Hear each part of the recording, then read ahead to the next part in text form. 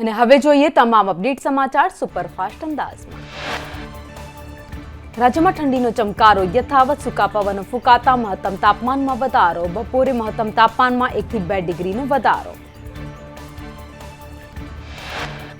નલિયામાં 11.5 લઘુત્તમ તાપમાન નોંધાયું, ડીસામાં 14.2 ડિગ્રી લઘુત્તમ તાપમાન નોંધાયું, અમદાવાદમાં 17.2, ગાંધીનગરમાં 16 ડિગ્રી તાપમાન નોંધાયું। રાજકોટમાં 16.2, અમરેલીમાં 19.1 ડિગ્રી તાપમાન, પાલનપુરમાં 15.3 ડિગ્રી, ડીસામાં 14.2 ડિગ્રી તાપમાન નોંધાયું, જ્યારે વડોદરામાં 19.4, પંચમહાલમાં 18.2 ડિગ્રી તાપમાન। હવામાનને લઈ અંબાલાલ પટેલની આગાહી, 8 ડિસેમ્બરથી પારો 10 ડિગ્રીથી નીચે જવાની શક્યતા। ઉત્તર ગુજરાત, પંચમહાલ, કચ્છમાં પારો નીચે જશે, ગાંધીનગરમાં પણ ઠંડી વધશે। મધ્ય ગુજરાત, વલસાડ, જૂનાગઢ, અમરેલીમાં પારો 15 ડિગ્રી રહેવાની સંભાવના। રાજકોટ સહિતના ભાગોમાં પણ પારો 15 ડિગ્રી રહી શકે। 23 ડિસેમ્બરથી જાન્યુઆરીના પ્રારંભમાં ગાત્રો થીજવતી ઠંડી પડવાની આગાહી। 16 થી 22 ડિસેમ્બરે રાજ્યમાં વાદળછાયું વાતાવરણ રહેશે। હળવા અલનીનોની શક્યતાથી ચોમાસા પર વિપરીત અસર પડવાની છે। દરિયાઈ પરિબળો સાનુકૂળ થશે તો ભારતીય ચોમાસું આવી શકે।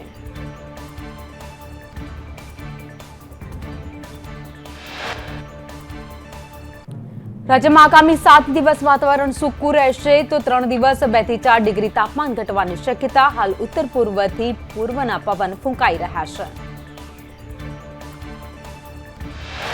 નલિયા 11.5 ડિગ્રી લઘુત્તમ તાપમાન સાથે સૌથી ઠંડુ શહેર તો અમદાવાદમાં 19 ડિગ્રી તાપમાન, અમદાવાદમાં સામાન્ય કરતા 3.8 ડિગ્રી તાપમાન વધુ છે। વેસ્ટર્ન ડિસ્ટર્બન્સને લઈ વાતાવરણ બદલાશે। ખ્યાતિકાંડના આરોપી કાર્તિક પટેલની જામીન અરજી પર સુનાવણી થશે। કાર્તિક પટેલે જમાઈ મારફતે અમદાવાદ ગ્રામ્ય કોર્ટમાં કરાવી છે જામીન અરજી। કાર્તિક પટેલ ખ્યાતિકાંડનો મુખ્ય આરોપી।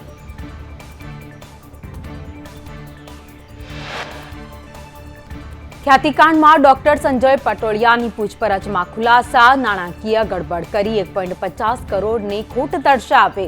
3 વર્ષમાં 8,534 દર્દીઓ સારવાર માટે આવ્યા। ત્યાર સુધીમાં હોસ્પિટલમાં 112 દર્દીના મોત।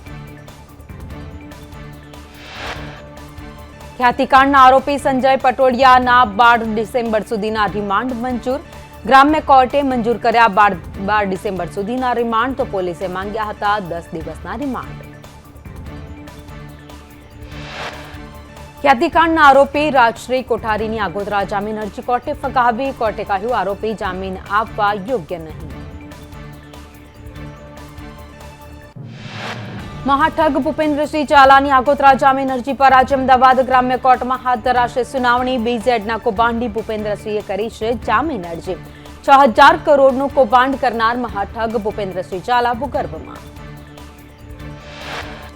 ઝાલાએ ખોટી રીતે ફસાવવામાં આવતા હોવાનો દાવો પણ કર્યો છે। નનામી અરજી પર આ રીતે કાર્યવાહી ન કરવા ઉલ્લેખ। કેસની તપાસમાં પણ સહકાર આપશે તેવો અરજીમાં ઉલ્લેખ। ધરપકડ ન કરવા માંગી છે આગોતરા જામીન અરજીમાં દાદ।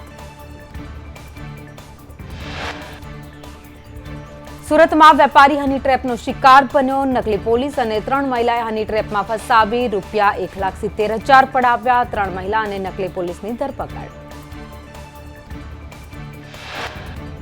યુવક નસબંધી કેસમાં આરોગ્ય વિભાગે ભૂલ સ્વીકારી। ભૂલથી ખોટું ઓપરેશન થયું। નવી શેઢાવીમાં યુવકની નસબંધી કરાઈ હતી। સુરતમાં 14 બોગસ તબીબ વિરુદ્ધ પોલીસની કાર્યવાહી। 1500 જેટલી નકલી ડિગ્રીઓ જપ્ત કરાઈ છે। બોગસ સર્ટી આપનાર ભેજાબાજ પણ સકંજામાં। 1 ડિગ્રીના 70,000 વસૂલતા હતા। ધોરણ 8 પાસને પણ રૂપિયાથી ડિગ્રી આપતા હતા। પાલનપુરના ચડોતરમાં ફૂડ એન્ડ ડ્રગ્સ વિભાગની રેડમાં અમૂલ બ્રાન્ડનું ડુપ્લિકેટ ઘી પકડાયું। અમૂલ બ્રાન્ડનું 89 કિલો નકલી ઘી, 53 કિલો વેજીટેબલ ફેટ પણ સીઝ કરાયું। ગિરનાર સાધુ વિવાદમાં એસડીએમ ચરણસિંહ ગોહિલનું નિવેદન, કહ્યું તમામ વસ્તુઓની યાદી તૈયાર કરાઈ। બેંક ખાતા ટ્રાન્ઝેક્શનની તપાસ થશે।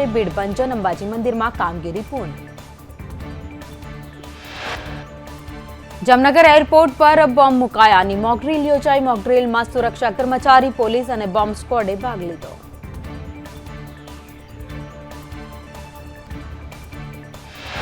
પાટણ જિલ્લામાં બાળ તસ્કરી કેસમાં રિમાન્ડ પૂર્ણ થતા આરોપીને સુજનીપુરની સબ જેલમાં મોકલી દેવામાં આવ્યા છે. રૂપસંગ ઠાકોર, નરેશ રબારી તેમજ ધીરેન ઠાકોરના રિમાન્ડ પૂર્ણ.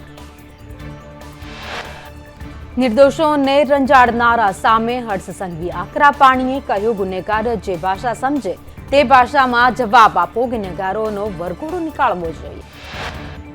વિપક્ષના નેતા રાહુલ ગાંધી રાજકીય નાટક કરે છે. કેન્દ્રીય મંત્રી ગિરિરાજસિંહના વિપક્ષના વિરોધ પ્રદર્શન મુદ્દે વાક પ્રહાર.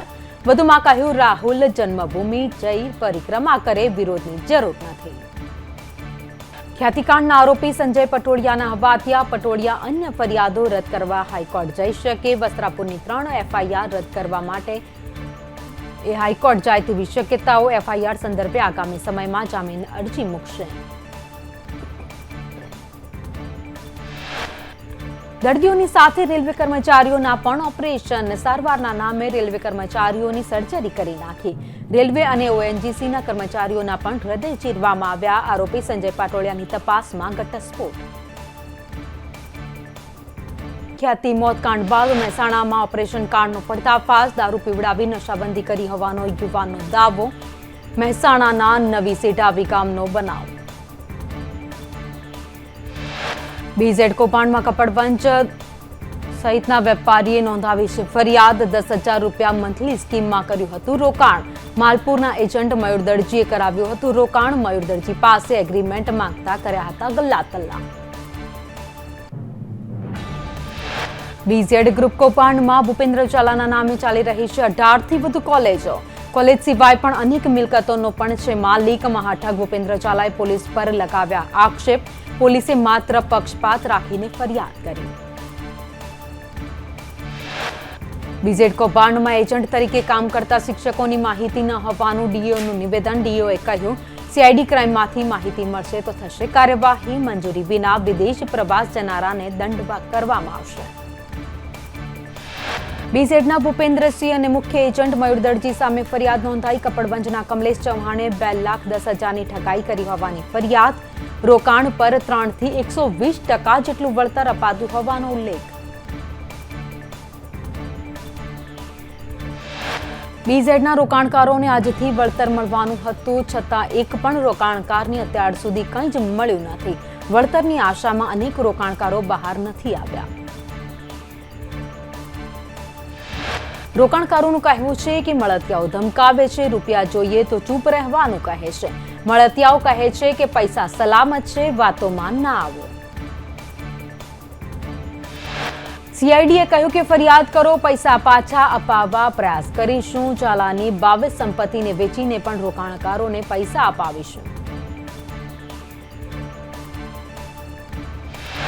BZના એજન્ટોની વિદેશ ટૂરનો વિડીયો સામે આવ્યો. બાલીની ટૂરમાં હિંમતનગર તાલુકાની શિક્ષિકા પણ જોવા મળી. એજન્ટોને રોકાણ પર વિદેશ ટૂર કરાવાતી હતી.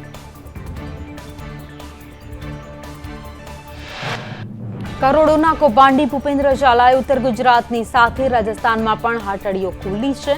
રાજકારણમાં પેટ બનાવવા માટે સમૂહ લગ્નમાં નેતાઓને બોલાવતો. ક્ષત્રિય આંદોલનનો લાભ લઈને ભાજપમાંથી ટિકિટ માંગી. BZ ગ્રુપનો એજન્ટ મયુર દરજી શિક્ષકો સુધી પહોંચવા શાળામાં નુસ્ખા અપનાવતો. શિક્ષિકા પણ બ્લેક બોર્ડ પર BZ લખી પ્રચાર કરતા હતા. માલપુરની પ્રાથમિક શાળાનો વિડીયો વાયરલ થયો.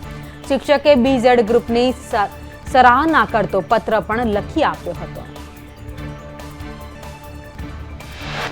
બાંગ્લાદેશમાં હિન્દુઓ પર થતા અત્યાચારને લઈને રાજકોટમાં VHPનું વિરોધ પ્રદર્શન. VHP આગેવાન મંગેશ દેસાઈનું નિવેદન. કહ્યું, ઇઝરાયલની જેમ ભારતે કાર્યવાહી કરવી જોઈએ.